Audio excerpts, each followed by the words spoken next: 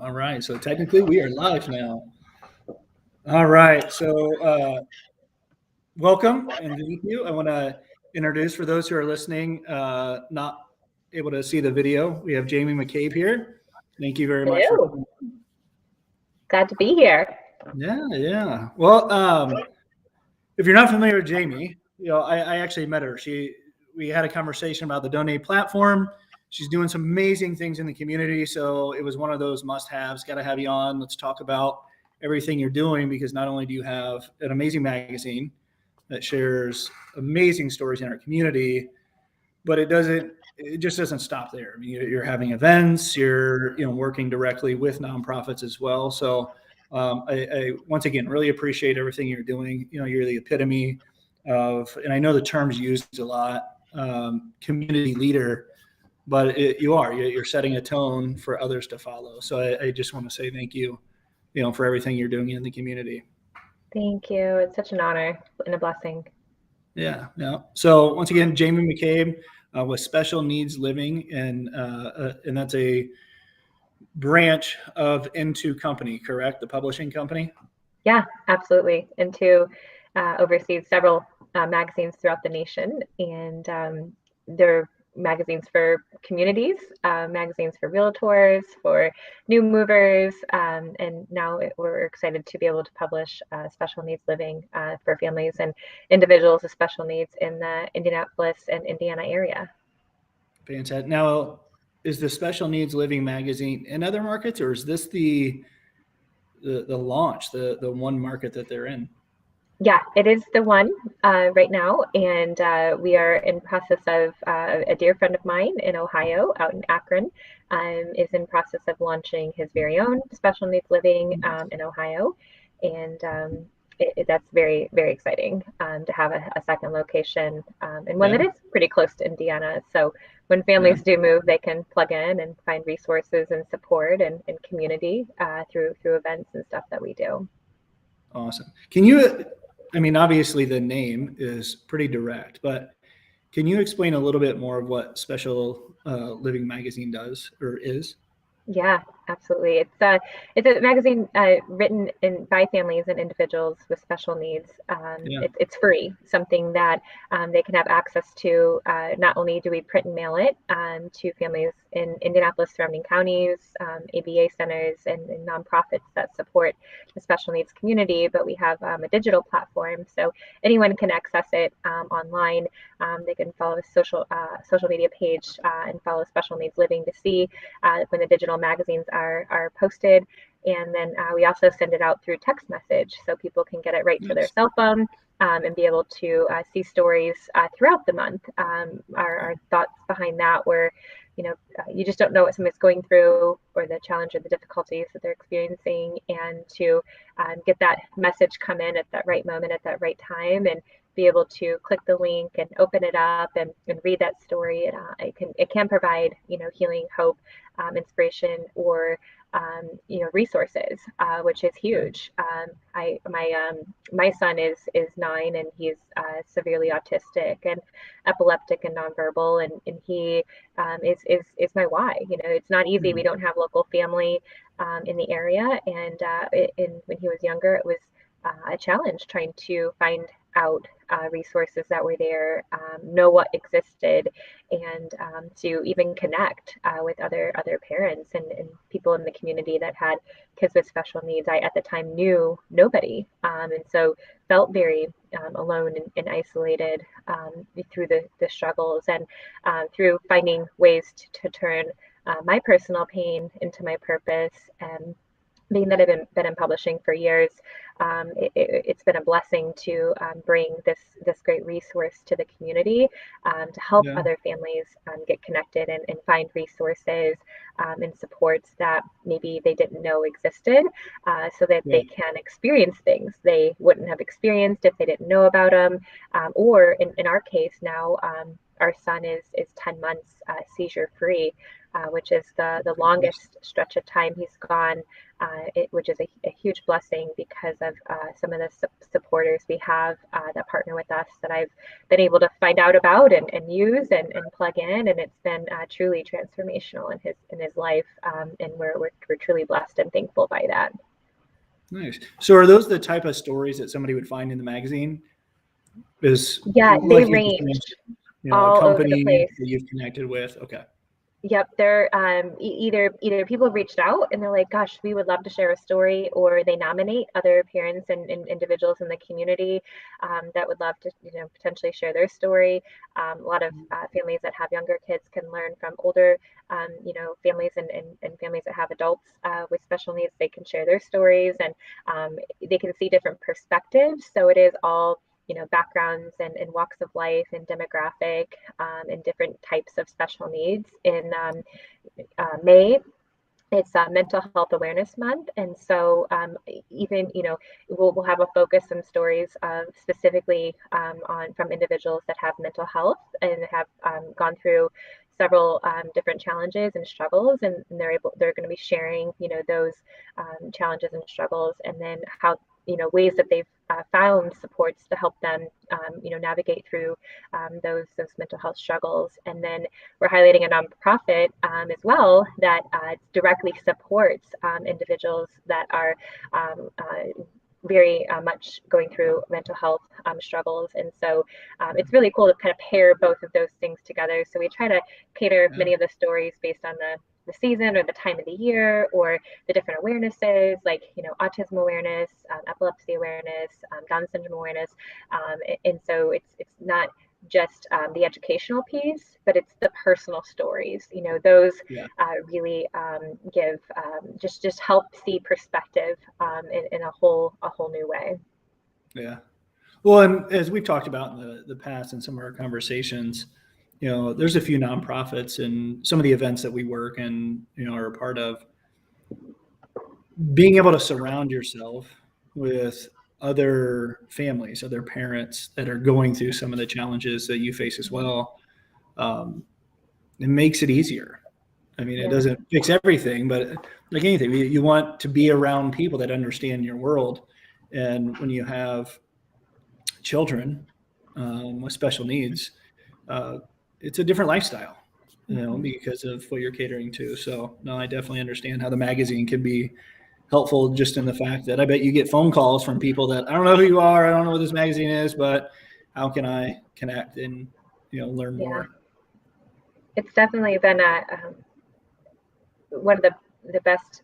It's hard to describe it. I guess I can share it in a really cool testimony that came in yesterday. And it was one of our supportive partners, Mark II Ministries. They help put special needs programs in churches in the area. It's a nonprofit, and we featured his nonprofit in the February issue. And he shared with me a testimony of him getting able to meet with a church in the area. Sat down, and on the table was a copy of Special Needs Living magazine, and the church let him know that one of their members ended up passing the magazine to them to look at because they were considering a special needs ministry at their church. And so he got to sit down and help with the planning and the design and figuring out the programs and the schedules and what that looked like. And that's just, to me, like, that's an incredible moment of ripples of impact that can come from people finding out about things they didn't know existed, and then implementing those things, and then having that support, that community piece that wasn't there before. It is truly, like, one, I'm sure, of many many things to come from what we're doing, and our goal is to help better connect, support, and educate families in the community that have kids or adults with special needs. Yeah. Well, and the thing that I like from our conversations is, I mean, obviously we just talked about the business side of what you do, right? You're creating awareness. It's what you do for a living.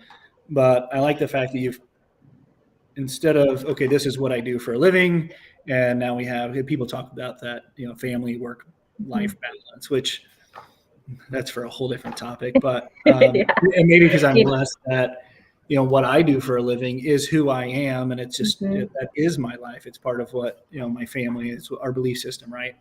And Absolutely. I think that's what attracted me to have these conversations with you, enjoy working with you, is I found that this is your life. This is what you do. I mean, when we've talked, I mean, we have the magazine, but you Mhm. had mentioned briefly in conversation that you also do events in Mhm. the community to connect people.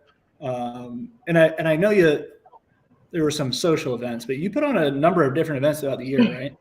Yeah, we actually did a really great event at Adrenaline, a new indoor jumping trampoline place. And it was a wonderful event. A lot of families said it was the highlight of their year to come out and experience an indoor jumping place with rock climbing walls and foam pits. And it was fun to be able to put that on.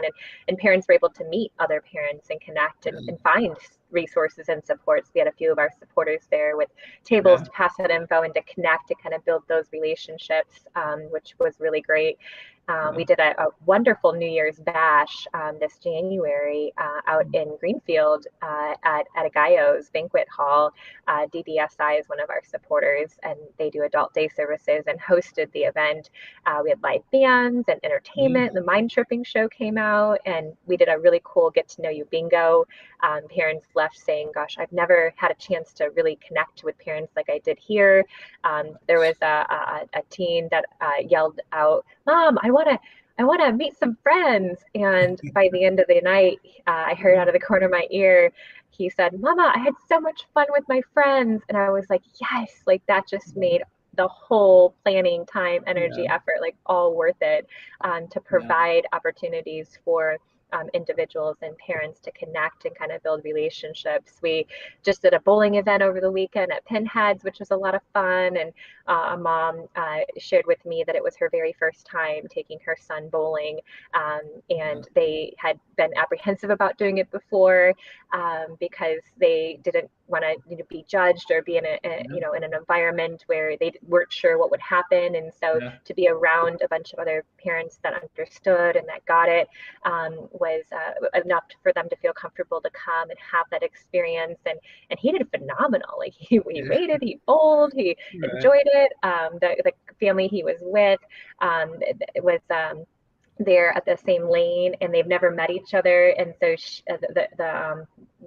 her son laid his head on the mom's shoulder, and she just embraced him, with a little hug around the shoulder, because she also has a daughter with special needs. And you Yeah. could just see like that connection and that kind of bond forming. And her turn, it was her turn, and the boy was like, was "Grandma, it's your turn." And they're obviously not related, so just for him Right. to like feel that love and that support, Yeah. it was a true blessing. So this fall, knowing that it's not easy, there are a lot of struggles and challenges that come, whether you have a child with special needs or not. Life will throw challenges at you, but I would, through outreach, through support, we are actually in process of planning a special needs parent empowerment day, where we can help come alongside parents and give them more opportunities to build relationships with other parents. And Yeah. we'll have parents be able to share their story on stage, and roundtables for parents to connect and discuss, and leave, having knowing about resources, but also unique tips and tricks for being mindful, having health and wellness, and making like self-care a little bit of a priority, while also, helping to sustain your marriage while raising a special needs child. 80% plus of marriages end in divorce. And so if we can put on an event where we can help single parents build, understand how to navigate the dating world while raising a special needs child, and to help married couples see that, with resources and mindfulness tips. White River Christian Church up in Noblesville is going to host our event in September on the 17th. Nice. So very excited for that event, and Yeah. all the events to come, because that's a big piece of what we do. It's one thing to hear the stories. It's another thing to connect and build relationships, find community, and find supports that can help you and your loved one live their best life or experience things they wouldn't have experienced if they didn't know that these services or supports or opportunities existed. Yeah. Well, and if you're just now tuning in and you just listen to that, you would think she's running a nonprofit. Yeah, she's not. These aren't this isn't what she does. This is above and beyond. And that's, once again, it's why I love what you're doing. And I think the thing that I love it's not, I think one thing that I love that's an aspect of these events is that you're connecting people. I think that's the one area that a lot of nonprofits miss. They'll have these big events. Now, most of them are fundraisers in their defense, but they have these big events that you can still do during a fundraiser.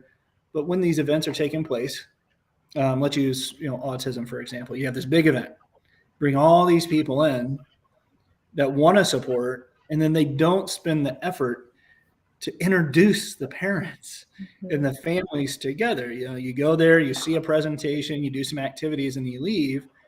I think the biggest need is the connection. And then you start to build a community. And the great thing that I love, and I know I've said it a lot, but I'm in the nonprofit world. I'm allowed to use the word love a lot. Yes.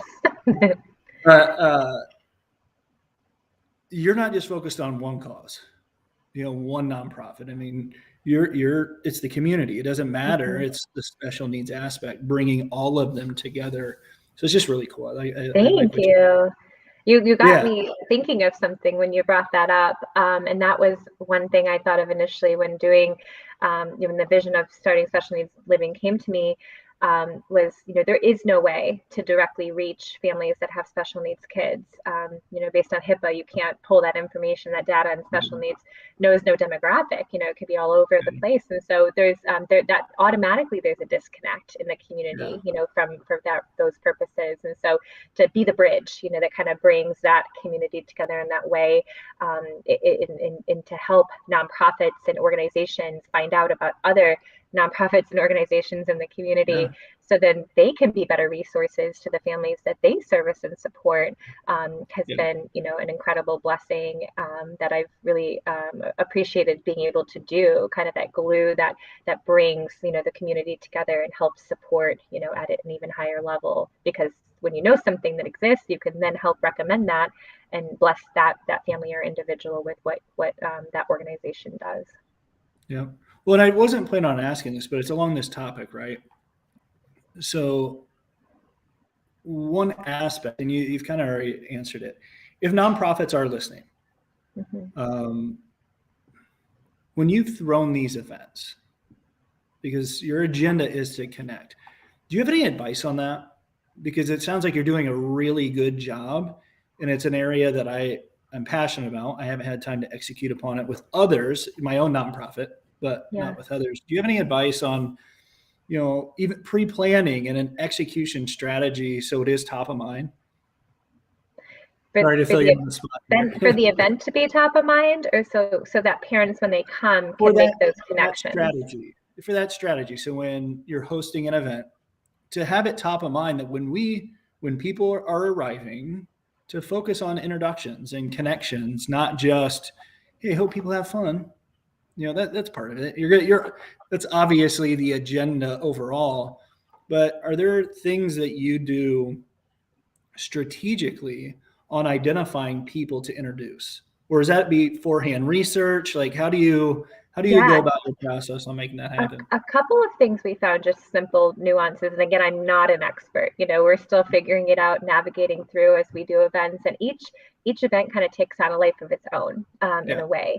But one thing we did throw in at our New Year's bash was that get to know you bingo. And that was a lot of fun. And we had some prize giveaways for the top 3 people that completed their bingo card the first. And there were just questions on there for people to walk around and talk and get to know each other. And there was a lot of feedback on how much people appreciated that opportunity to just get to connect in that way. And then the other event we did for bowling, it was strategic based on kind of age groups. And, people, if they happen to know some people that were going to be there, we can kind of pair up some of those lanes, kind of a little bit together. So it takes a little bit of pre-planning to kind of know those details, but I think ultimately it does help with the event. And then if you can be strategic about who that's coming, that's going to be there, that needs an introduction to somebody, so that when you are there, if you can't do it, you have a couple people on hand that know who those people are, and then can be those connectors, like have, depending on the size of the event, 8 to 10 connectors that can walk around and kind of be those strategic connecting people, but then have obviously the greeters and the connectors kind of working together in that way. So that's been a couple things we've done to implement that's been helpful. Love it. Sorry if you saw me turn away. I was actually taking notes myself. I didn't want to. Yeah, cool. I forget to. So no, I appreciate it. I love it. Because it happens in corporate America and things of that nature. I just think it's a topic that is super valuable in the community as well. Now we talked a little bit. So some of the reason why we connected, and I referenced a little bit on the Donate platform, but you also have a mission right now, because obviously there's cost involved in awareness. And one thing that you and I have talked about, that the unfortunate thing in the nonprofit world is a lot of individuals will come in with a massive passion to serve a mission, only to, like, a year later, they identify all they're doing is raising money. It's like the true 80-20 rule, where 80% is raising money, 20% is fulfillment. And one of the things that we share a belief in is awareness. My belief in awareness is, if you share and tell people enough of what you're achieving and doing, you don't have to do as much fundraising proactively. It's just coming in because you're showing results. Yeah. And so I know one of your strategies in helping nonprofits is to actually try to match the cost of the awareness, because awareness costs money. It's just the reality. We all want to believe that we're going to have one story in social media that goes viral and things like that, which most of the time when things go viral, it's either about an animal or it was paid for, or somebody got caught off guard and somebody filmed something. But the reality is we do have to invest in awareness, in whether it be our websites, our copy, social advertising. But in your world, it is written. Well, we'll talk about some new features some new offerings that you have. But so I love what you're doing with the impact campaign on Donate.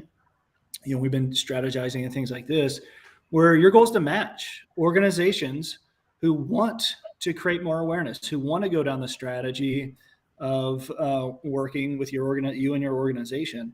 Can you talk a little bit more about that? Yeah, absolutely. I would love to. That's one of the, I would say, most exciting things about being connected with you specifically, Steve, and with the great team at Donate, because there was this missing thing that over the last couple of years, I've had the pleasure of talking to close to 60 nonprofits that do specifically work with those with special needs, and I would ask, what's one of the struggles you're going through as a nonprofit? Because I want to be a solution solver and try to help make those connections. And one of the commonalities is a theme that would show up is that most nonprofits just want people to know they exist so they can help them. And I thought, gosh, you don't hear that over and over again and not want to find a solution. And so I kept praying about it and asking God to connect me to somebody that knew somebody that might open up this opportunity in this door, and had lunch with a dear friend who ended up connecting me to you, Steve. And it was nice just hearing what your organization is doing when it comes to helping nonprofits find volunteers in the community, and to find different opportunities to donate. A lot, as you're saying, many consumers, you or I or anyone might say, well, we have money, but we want to donate, but we don't know where to donate or what causes are available. And so I was like, this is genius to have one place to go to help people find where to donate and what causes they want to be a part of and contribute to make a difference. And if they want to volunteer, a lot of times it's like, well, I want to, but I don't know who's accepting volunteer opportunities. So just that piece on like plugging in and being able to help nonprofits find volunteers and to help the community plug in was definitely genius. And I thought, gosh, I talk to a lot of nonprofits who are needing volunteers and fundraising, and so to connect them to you, so you can have that conversation, has just been awesome. And so strategically for us to sit down and say, gosh, like there's a need here. How can we support and help more nonprofits in the community that want to bring existence and let people know who they are and what they do and the services they offer? But financially, as you know, as a nonprofit, if you spend money marketing, you have less funds available for services and supports. And so that's where the impact campaign was birthed in partnering with Donate to do that. So our impact campaign that we've designed is to do that, to raise funds, to give to nonprofits in the community, to help them reach more families in the community and more organizations through partnership in special needs living. And our team is very well equipped with any ad design and creation, and we can get the message out there and allow them to change it up monthly based on the season and the time of the year, so that more families, organizations, people in the community can be aware that these organizations exist, so they can not only plug in, but they can recommend these organizations to other people in the community, just like the testimonial I shared earlier. That happened because somebody knew somebody looking and knew about this organization and plugged that in, and then ripples happen from those connections. And so we want to help not only raise money to give to nonprofits, but through those spaces in special needs living, they could potentially raise additional funds for their nonprofit.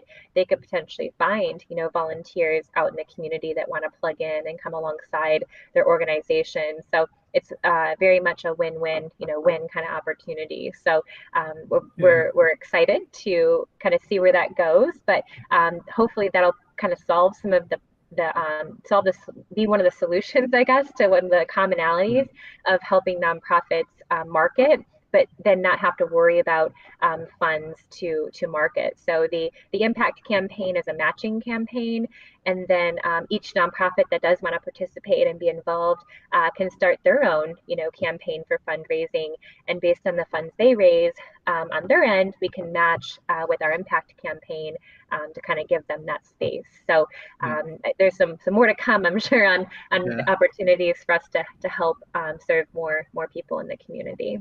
Yeah. Well, I like the fact that there are people out there, and you and I have talked about this too. There's a lot of people who want to support, and they just don't know who to support. It's kind of, I compare it sometimes to like a 14-year-old boy dating. It's all about the visual, appearance, and then it's not till like mid-20s that you realize substance actually matters. And sorry, guys are just simple like that. It takes a long time for us to catch on. But that's what we found with people in supporting is they see a nonprofit, they just get surface level, and then if they don't feel like they connect right away, they just move on. And what we found specifically, I had a conversation with a couple that they searched for 9 months, still couldn't find a nonprofit they connected with. So then they just stopped. They stopped researching, they stopped looking. And that's sad to me. You have a couple that just couldn't figure it out. And the great thing that you've done is not only are you creating this matching program, is you're also wanting to promote and market. With the Donate platform, for those who don't know, there's a free tool. That's why this works so well, is when they create a profile, it's free. You just go to app.donate.com. And if you're watching this visually, you'll see it on top, you'll see that on top, but the main link up there is actually for the exact campaign. But there's a lot of people who want to support strategically. And for me, I would rather know that my money is going to a specific thing for like marketing, because I've been a part of a lot of board meetings where it's like, oh, we don't want to spend money on marketing. We need to use it for the cause. And it's like, okay, but then we're always chasing the next donor, which we all know that doesn't work out very well. So there are people that will identify and say, okay, if I give you, I don't know what a full page ad is. I'm just going to say, I don't know. Let's say 2,000, whatever. Definitely less than that. So we're good there. Okay. But that's a good number. Okay. So that's awesome. So there you go. So it's less than $2,000. We'll just way less. Yeah. But the beauty behind that, I know as a business owner, but also when I donate, I look at it as investing. So now I'm like, okay, if I donate this money, my money can help them make more money. It's not, here's this money and it's going to go to mailers, and I know you're in print, but your print is very different than mailers. Anybody who knows me personally knows my stance on mailers. In the system, we call it snail mail because we make fun of it. And statistically, you just stop doing it unless you know they want mailers. But there's value there. And for me as a donor investing, I want to see that type of stuff. I want them out marketing. I remember when I launched my first nonprofit, and because I had a conversation about the Donate Foundation and mental health, and one of our board members, like, how do people find us and sign up and, learn about how they can potentially get help? And so I walked her through the process. But I remember at one point when I had my first nonprofit that focused on MS, I think we had $65,000. It was right around there that we had raised. No applications for us to grant that money out. We had it on our website. But nobody knew we weren't doing enough outreach where people understood, hey, go to this link. And so like, we have all this money. We want to give it to people. But if you don't know about it, you can't plug in and you can't reward or give to those if they don't know you exist. Yeah, there's a big, So that's where we changed a lot of our strategies. It's like, okay, we were so focused on raising money because our fear was we wouldn't have enough. But then the reality, not enough people knew that, hey, we actually support people. And so I think for a lot of your younger nonprofits, they struggle with that. They don't want to talk about it because it makes it look like they're not doing enough awareness to serve the mission. But that's where I see this campaign being used. Thank you. That's good feedback. I think there's a I'm trying to think of the right phrasing in regards to what you're sharing. But I would say this, I guess, what I'm trying to summarize is that for many of the supporters, for people that come alongside what we're doing in the community, part of it is, yes, we want people to know we exist, and we want people to call us, and we want to serve and give back. But for the other side of it is a lot of families that read these stories, that find these resources, like they're getting encouragement, hope, they're connecting with people in the community, and all of our supporters are part of that impact. If we didn't have the supporters to help with what we're doing, it wouldn't be possible, and it wouldn't be free to the community, and we wouldn't be able to do these events, and then we wouldn't be able to highlight nonprofits in the community, and then the testimony I shared earlier wouldn't have happened. So it's like and my son probably would still be having as many seizures as he did when he was 18 months old. And so we want to create ripples of impact through helping nonprofits and organizations plug in and reach and support more families. And I know that will happen, and it can happen in a bigger scope through the Impact campaign. We're in that stage too, right, of awareness, right? Nobody really knows, what is this Impact campaign, and what are the benefits of this, and why do I want to plug in, and how can I be a part of that impact? And so, I recommend, checking out the campaign, checking out Special Needs Living, reading some of the stories, seeing what we're doing to help connect, support, and impact families. And if you personally want to be either a part of what we're doing from a nonprofit standpoint, to be a part of the connections and the events and the having a space in Special Needs Living to reach more families, we can certainly talk about what those opportunities look like. But if you want to be a part of what we're doing from an impact supporter standpoint, and just say, hey, we have funds, we want to help these funds go to support many nonprofits in the community to then help many families, the opportunity to support our Impact campaign would truly do that, to bless many nonprofits in the community to help them reach more families. Absolutely. So if people are interested in getting involved in any facet, right? The campaign, connecting with you on the Special Needs Magazine, how can they find you? I know visually, if you're watching, you'll see your emails right there at the bottom of the screen. At the top, we have that direct campaign to donate and support. But if for those who are listening, how can they find you? Yeah, well, obviously email, which we talked about, but you can also follow us on Facebook and Instagram under Special Needs Living Magazine. We post all of our publications there, and you're welcome to share them and check out all of our past issues. I'm always open to coffee meetings or Zoom calls, prefer in person. I am here in Indianapolis, but if you're not, we can connect, virtually and talk about ways to plug in and connect. And there obviously are always opportunities for families and individuals to share their story. It's not, this magazine isn't about me, it's about the community and about helping the community connect. And so if you have an idea or a strategy, or if you have a story, and I think a lot of people oftentimes get the impression that when they share a story, it has to be inspirational and like motivational and like great and like on point and like amazing, right? And I preface that because not every story is joyful, right? The struggles, and I think people in this world, especially the world we live in today, can put on a face, right, and pretend everything's perfect. And you mean Instagram? Great. All the highlights, like, oh, my life is perfect. Yeah, right.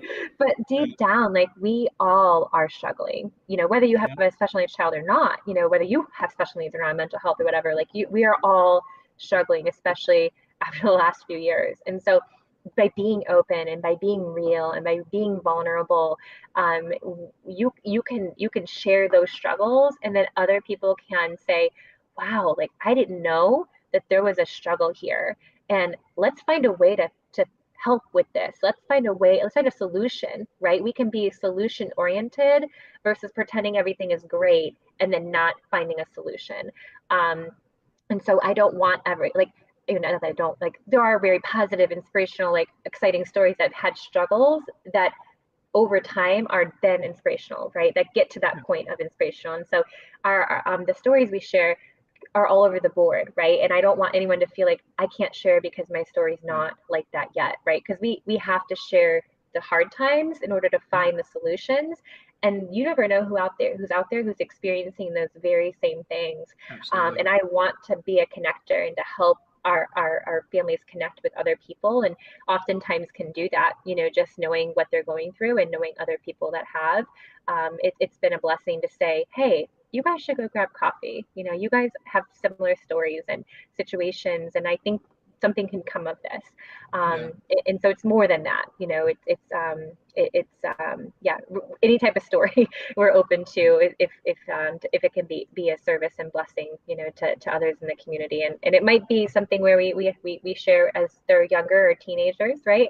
Then 5, 10, 15 years later, it's like, here where they are now, right? So it's not just like, this is the only story we'll ever do, right? Like, your stories are always transforming and growing as you grow and learn and plug in as well. So that's really cool too.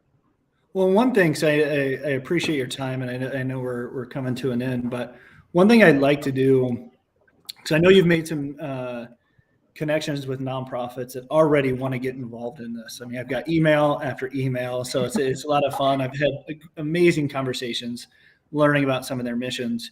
What I'd like to do, if you're okay with this, and I know we touched base, but just a little bit more in depth, if you're okay, I'd be willing to do some onboarding as a group. We'll have everybody wants to get involved. We'll do some onboarding training, help not only with the campaign, the impact campaign, but also show them how they can get additional awareness.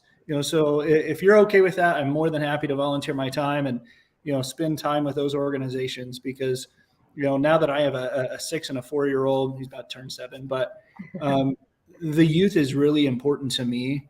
And I know special needs is not a youth specific thing, but that's typically because the Donate Foundation focuses on mental health. And that's just a hard time in any parent's life. Anywhere from the thought of, am I a good parent, to, how do I pay the bills and support and take care of? So, I'd really like to volunteer my time to help those organizations. If you're okay with that, Absolutely, Steve. I love our vision and mission with talking about a strategy to help nonprofits in the community come together and rally around each other to better bring awareness to their organization and funds and volunteers and the whole gamut. So I think we're definitely on a mission for something, and it's exciting to hear. Thank you for your willingness to volunteer and donate your time for that opportunity. Yeah, we'll get something set up. We'll get some dates in order. So if you're interested, you can either reach out to myself, steve@donate.com, or jamie.mccabe at into pub.com if you're listening, and we'll get you some more information on that. We'll create some structure around it. Just have a weekly, so it's not too intense, but yet you're getting the result there. But before we jump off, I know we talked about it. You shot me a flyer already. Really excited about some new features that you are offering that personally I think complement the magazine, and I think a lot of people would be excited knowing that it's both publishing and online. Can you share some of that? Because there's a whole lot that I don't want to discredit anything there. Thank you. Yeah, we now offer digital services. Our company, Highport Digital, I'm so honored to be selected as one of the people to be able to have client needs analysis digital virtual calls with our digital team at Highport Digital. And it's fun to just sit down and have a conversation, figure out the needs, who people are looking for to reach. We can do everything from website design to SEM, SEO. We can help organically raise, somebody's business on Google. Really, the question is like, what are you doing right now as a company to be in front of the person looking for what you do right now? We can kind of create those keywords. We can do live chat on people's websites to help turn people into new inquiries and give them, resources and support and guidance through the live chat options. We can do like geofencing and geotargeting and some of these things for, I'm sure a lot of organizations are like, oh my gosh, I don't even know what half those things are. But that's why we you guys do. Yeah, we just sit down, we can strategize, dig in, figure out what makes sense. And so we can push, ads through social media to the person looking right now and help you be one of the preferred companies they think of, using specific keywords and Google search terms and whatnot. So 100% transparent, back end site, we can write content the whole nine. But it's just, I say, an introductory call just to see, so you can be more familiar so that, we can see if we can help. And kind of make a difference on that digital world, because it is overwhelming when you're running a business or an organization to figure out like all the ins and outs of everything, digitally. So it's a blessing to offer this on top of what we're already doing to help people be in front of people that are looking digitally. Yeah, no, that's amazing. Well, I appreciate your time. And once again, anybody who's interested, please feel free to reach out to either one of us. But I look forward to doing that campaign with you and continuing to push, and it's for a good cause. So thank you again. I know you're getting ready to go on vacation. Spend a week where it's probably somewhere warm and. Well, I've never been to Disney World, and neither of my kids, and it's been a dream of mine for a very long time. So we're excited. They actually have a DAS pass down there, so for individuals that have disabilities to be able to check in and not have to wait in a line, which is ideal for our son's case because he does not know how to wait in a line or understand the concept of patience and waiting. So it's cool that Disney is willing to like accommodate, individuals with special needs, and we're excited for that experience. Good. Well, enjoy it. I hear it's phenomenal. We have not got to that stage yet. My kids are not old enough. My daughter would have me holding her the entire time. So I'm going to wait till she gets out of that stage. Good idea. So I definitely appreciate it. So, thank you so much for the opportunity. It was a pleasure being able to talk and share more about the vision and ways to impact the community. Yeah, likewise. Thank you so much.